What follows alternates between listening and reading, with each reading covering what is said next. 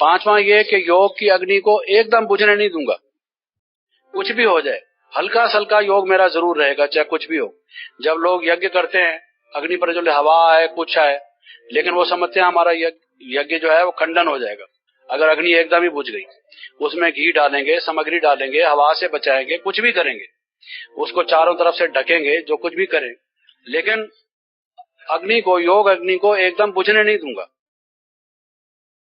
और छठा, हिम्मत नहीं हारूंगा।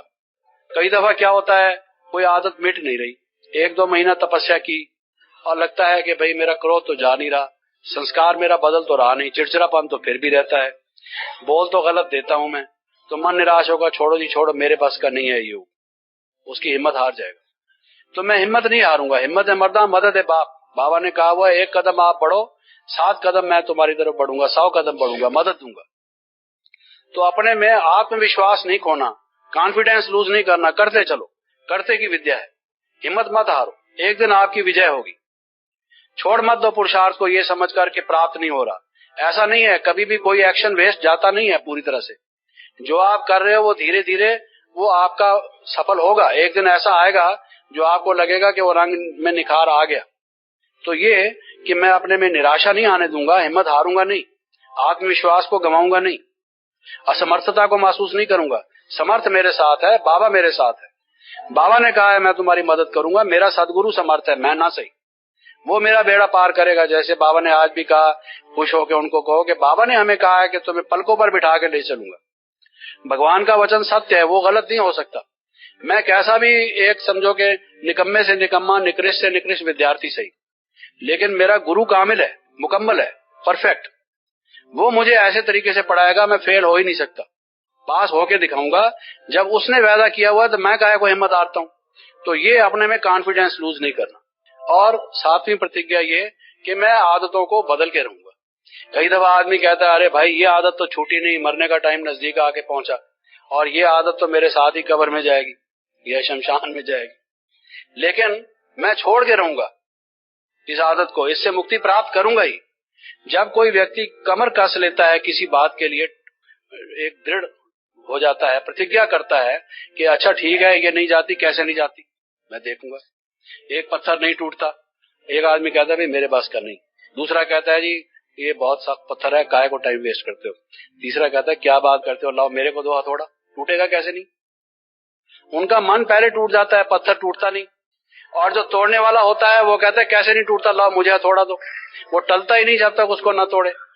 तो ये जब हमारे मन में दृढ़ता नहीं आएगी कि हम इसको करके ही छोड़ेंगे, मर मिटेंगे इसके लिए, धर तो पड़िए धर्म न छोड़िए, हमारा शरीर नष्ट हो जाए लेकिन हम इसको खत्म करके रहेंगे।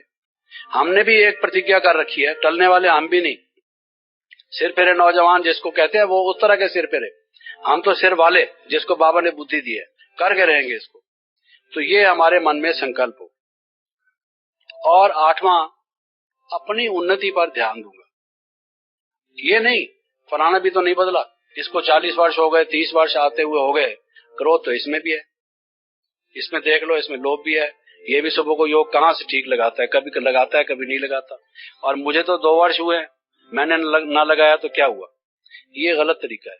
मैं अपनी उन्नति करके रहूंगा। अपने ऊपर ध्यान दो, वो नहीं करता वो आपके लिए आदर्श है क्या। बाबा कहता है फॉलो फादर, आप उसको फॉलो करने लग गए जो निकृष्ट स्टूडेंट है, जो एक लोअर स्टूडेंट है उसको फॉलो करते हो, उसके फॉलोअर बनते हो। फॉलोअर हमेशा अपने से ऊंचे व्यक्ति का होता है या जो अपने से पीछे का व्यक्ति हो, जिसमें खुद ही आप कह रहे हो कि ये गुण नहीं है, उसको फॉलो कर रहे हो। तो क्या होगा, जो गिरेगा, जो आदमी गिर रहा है उसको देख के आप भी गिरोगे। ऐसा होता है कभी, गिरते को देख के सावधान होते हैं कि कहीं हम ना गिर जाएं, या कहते हैं ये गिर रहा है तो लाओ भाई हम भी गिरते हैं। ये अक्लमंदों का काम है, आप सोचिए। तो ये 8 प्रकार की प्रतिज्ञा मैंने आपको बताई। ये प्रतिज्ञा हम करके चलें, ये हथियाला बांधेंगे, दृढ़ संकल्प लें, उसके बाद हम तपस्वी वर्ष में, तपस्वी जीवन में प्रवेश करें। तो अब उसमें क्या करें, जो बाकी सारा पुरुषार्थ है वो मैं आपको बताता हूं। उसमें एक तो एकाग्रता का अभ्यास, एकाग्रता का अभ्यास, कंसंट्रेशन। अब एकाग्रता का अभ्यास कैसे करें, उसके लिए 8 बातें बताता हूं। आप कहेंगे 8 ही 8 बातें बता रहे हैं, क्योंकि मैं चाहता हूं कि आप अष्ट देवताओं में आ जाएं। इसलिए 8 ही 8 शब्द बता रहा हूं। तो एकाग्रता कैसे होगी? पहले तो एक की लगन, एक की लगन, एक की लगन, एक शिव बाबा की लगन। जब किसी व्यक्ति के जीवन में अनेक तरफ मन क्यों दौड़ता है? जब अनेक तरफ उसकी इच्छाएं होती है, अनेक लगन होती है। जब लगन ही एक होगी तो फिर वो एकाग्रता होगी ही होगी, स्वाभाविक बात है। जैसे वो दिखाते हैं कि भाई उसने मछली के तो बहुत सारे हिस्से होते हैं शरीर के, लेकिन मछली की आंख की भी पुतली की तरफ जब उसने ध्यान दिया, एकाग्रता की, तब जब तीर छोड़ा तो जाके वहां लगा तो विजय हो गई और द्रौपदी का स्वयंवर हो गया। द्रौपदी का क्या मतलब है? द्रौपदी माना द्रौपदी, ध्रुव पद, यानी जिसका पद अटल है, अचल अवस्था। तो उसने अचल अवस्था को प्राप्त किया, अचल अवस्था को वर्ण किया, स्वयं उस वर को प्राप्त किया। ये है स्वयंवर हो गया एकाग्रता से। वो है सारा कहने का तरीका, लेकिन उन्होंने उसको एक वो द्रौपदी को नारी बना दिया, उसको अर्जुन को पुरुष बना दिया, एक वो मछली बना दी, मछली की भी आंख बना दी, आंख की भी पुतली बना दी और उसमें तीर लगा दिया। लेकिन वो थोड़ी सी हल्की सी, उसका सार यही है कि भाई वो एक बिंदु, क्योंकि आंख की पुतली में तो एक बिंदु ही है ना, तारा ही चमकता है ना एक, उस पर हमारा मन एकाग्र रहे, एक को हमने प्राप्त करना है, एक तरफ ध्यान हो, लगन। तो एक लगन होगी तो एकाग्रता आएगी। दूसरा, एक ही का मनन चिंतन, चलते फिरते उठते बैठते मैं बाबा का हो गया, बाबा मेरा हो गया, ये कितना कमाल बाबा आपने कर दिया, बाबा आपने तो माला माल कर दिया, बाबा आपने हमें ये अलौकिक जीवन दिया, हम तो निहाल हो गए। बस ये मनन चिंतन, ये चंद्रशेखर ने ये किया, वीपी सिंह ने ये किया, राजीव गांधी ने ये किया, अगर इसमें करोगे तो मन की एकाग्रता कैसे होगी? जस्ट फॉर इंफॉर्मेशन सेक एक दूसरी बात है, लेकिन अगर सारा दिन यही चर्चा करोगे, यही सोचोगे और फिर बैठोगे एकाग्रता करने, तो पहले तो वीपी सिंह और चंद्रशेखर ही आएंगे, शिव बाबा तो बाद में आएंगे। वो कहां से आएंगे? और यही आएगा कि उनका मंत्रिमंडल कितने दिन चलेगा, कितने दिन नहीं चलेगा। अब आपको क्या चिंता है? आपने कोई नया प्रधानमंत्री तो बनना नहीं, आप काहे को इस चक्कर में जाते हो? तो इसलिए वो अपने ध्यान में अगर एक का मनन चिंतन होगा तभी वो मन एकाग्र होगा। दूसरी बात यही, पहला एक की लगन, दूसरा एक का मनन चिंतन, तीसरा एक से सर्व संबंध। बुद्धि जो भटकती है वो सर्व संबंध जब बिखर जाती है, चाचा मामा ताऊ, वो अपना जो है वो कई ताऊ बने हुए संसार में, तो ये अनेक प्रकार के बखेरे मनुष्य ने बखेर रखे। अगर हमारे सब संबंध एक से हों शिव बाबा से, संगम युग में यही एक सबसे बड़ी बात है, एकाग्रता का यही तरीका बाबा ने बताया है कि सब संबंध उस एक से। वो तो संबंध छोड़ के चले जाते हैं सन्यासी लोग एकाग्रता का अभ्यास करने के लिए, और वहां बैठ के भी वो याद तो आ सकते हैं, लेकिन हम सब संबंध जब है, संबंध संसार में बने हैं, फिर उनकी बुद्धि उधर गई तो एकाग्रता तो होगी नहीं। जंगल में जाकर भी, संसार में रहते हुए भी अगर संबंध हमारे शिव बाबा के साथ है तो बुद्धि हमारी एकाग्र होगी। बाबा ने हमें ये तरीका बताया। तो एक से सर्व संबंध। चौथा, दैवी परिवार में एकता, नहीं तो संघर्ष पैदा होता है, फिर भी मन की एकाग्रता नहीं होगी। इसने कुछ कहा, उसने कुछ कहा, उसने कुछ कहा, फिर उसको समेटो, उसको कहो भी हम आपके साथ हैं, आप जो सब करोगे हम मिलके करेंगे, हमारा कोई आपसे भिन्न भेद नहीं। इसकी बात क्यों मानते हो, मेरी बात क्यों नहीं मानते? ये इन बातों में जब हम जाते हैं, जब संगठित रूप से कोई फैसला हो तो उसमें शामिल हो जाओ। ठीक है, अगर आपकी बात ठीक है, दूसरे की बात गलत है, गलत बात मान ली तो सब आजमाएंगे, आगे के लिए धोखा खा के आपकी बात मानेंगे, समझेंगे इसकी बात ठीक होती है, इसकी ठीक नहीं होती। लेकिन आप अपने एकाग्रता को गंवा बैठोगे अगर आप इस चक्कर में पड़ जाओगे, चक्रव्यूह में।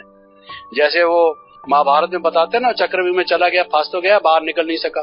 वो यही चक्रव्यूह है जिसमें आदमी चला जाए तो वापस नहीं लौट सकता। इसकी आदत जिसको पड़ गई फिर नहीं वो लौट सकता। जाना तो आसान है लेकिन वापस नहीं आ सकता फिर उसमें से। तो इसलिए दैवी परिवार में भी एकता, खीर खंड होके, जिसको बाबा मुरलियों में कहते हैं बच्चे सबसे खीर खंड होके चलो, लून पानी होके नहीं। और पांचवा, एक के मत पर चलो, नहीं तो कंफ्यूजन होगा। इसने ए ने ये कहा, बी ने ये कहा, सी ने ये कहा, डी ने ये कहा, फिर उसके बाद छोड़ो अब क्या करूं, किसकी मानूं किसकी ना मानूं। जैसे कोई आदमी 10 डॉक्टरों को कंसल्ट करता है, एक कहता है ये इंजेक्शन लगवा लो, दूसरा कहता है कभी मत लगवाना, इससे तो आफ्टर इफेक्ट बड़ा खराब होता है, और तीसरा कहता है अगर बचना है तो ये आयुर्वेदिक करो, इसमें एलोपैथी की कोई दवाई नहीं। चौथा कहते हैं एलोपैथी की दवाई होती तो आयुर्वेदिक के पास होती तो एलोपैथी होती क्यों? अरे दोनों के पास नहीं, होम्योपैथी करो अपने बनारसी दास भाई के पास जाकर। तो कोई कुछ कहता है, कोई कुछ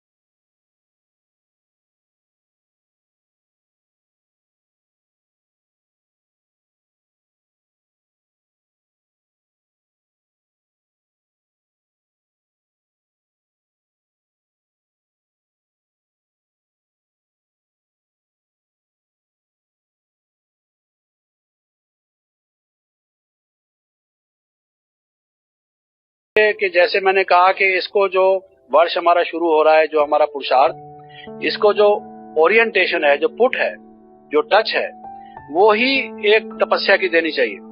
जब आप कोई कार्य करते हैं, मान लो आपको कोई मेला करना है, तो आपकी दिनचर्या भी उस तरह की होती है। आप सुबह से उठ के भाई ये बैनर बने कि नहीं बने, चलो जी आज प्रभात फेरी निकालनी है, यहाँ बैनर लगाने हैं, माइक्रोफोन का इंतजाम करना है और ये इनको भेजो, ये स्टेज तैयार करें। तो आपका जो सारा एक्टिविटी होती है, दिनचर्या होती है, वो उस कॉन्फ्रेंस या मेले के तरह से होती है। और जैसा भी कोई प्रोग्राम हो, शिवरात्रि का, जन्माष्टमी का, या मान लो आपने कोई योग शिविर करना है, तो कहेंगे भाई आप स्टेज बनाओ, सफेद सारा बना दो और यहाँ पर ये चित्र बाबा का लगा दो, बाबा का ये कास्केट ले आओ, वगैरह वगैरह, वैसा वातावरण बनाओ जिस तरह का मौका हो। तो अब जो तपस्या का वर्ष है, उसमें सारी दिनचर्या वो तपस्या परक हो। सुबह उठने के टाइम से लेकर रात को सोने के टाइम तक जो सारी दिनचर्या हो, उसमें ही ऐसा भाव भरा हुआ हो कि तपस्या मेरी फोरमोस्ट जो है, जो परम मेरा लक्ष्य है, वो तपस्या करना है। और उसमें जैसे मैंने कहा, जब ये ध्यान रहेगा तो हल्का भोजन करना, और दूसरा काम भी ऐसा करना कि बिल्कुल हल्कापन जिसमें शरीर में रहे।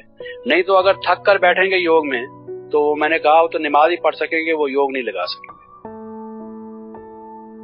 और तीसरा, कम बोलना, धीरे बोलना, मीठे बोलना, जैसे बाबा ने कहा है। और लास्ट, जैसे बाबा ने कहा हुआ है कि इसका आधार सारी तपस्या का शुभ भावना, शुभ कामना, सबका भला सोचना।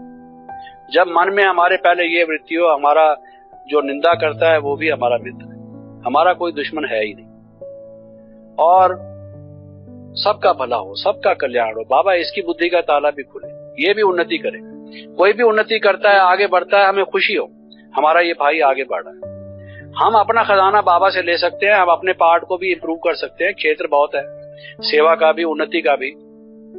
लेकिन किसी के प्रति हमारा ईर्ष्या, द्वेष, वैर, विरोध ना हो, और सबके प्रति हमारी ये भावना हो।